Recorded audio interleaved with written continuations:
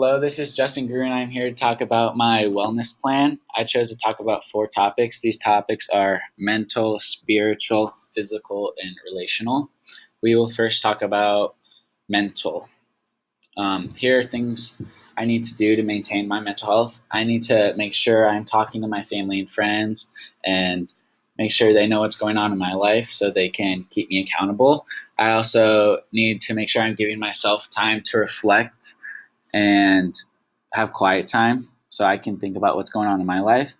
And I need to make sure I'm always learning new things because when I keep my mind engaged, it really helps me.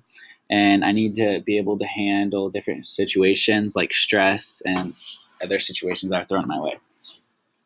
The next topic is spiritual. We see as a Christian that spiritual health is regarding the relationship you have with Christ and how you are doing on your walk and your spiritual status. So some things I need to do to maintain my spiritual health is I need to make sure I'm having alone time and I'm spending time in God's word. And that could be like devotions or whatever. I also need to make sure I'm spending time in prayer and spending time reflecting on my own self. And I need to have quality time with my fellow believers.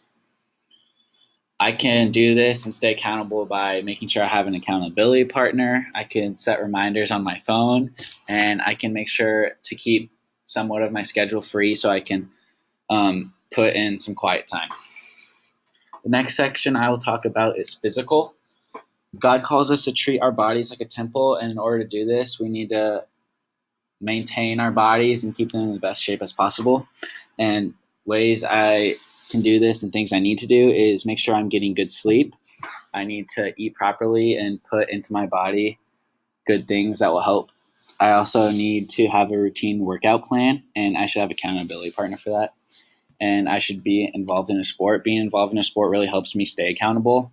And I also need to make sure I'm limiting my screen time and making sure I go outside and do whatever.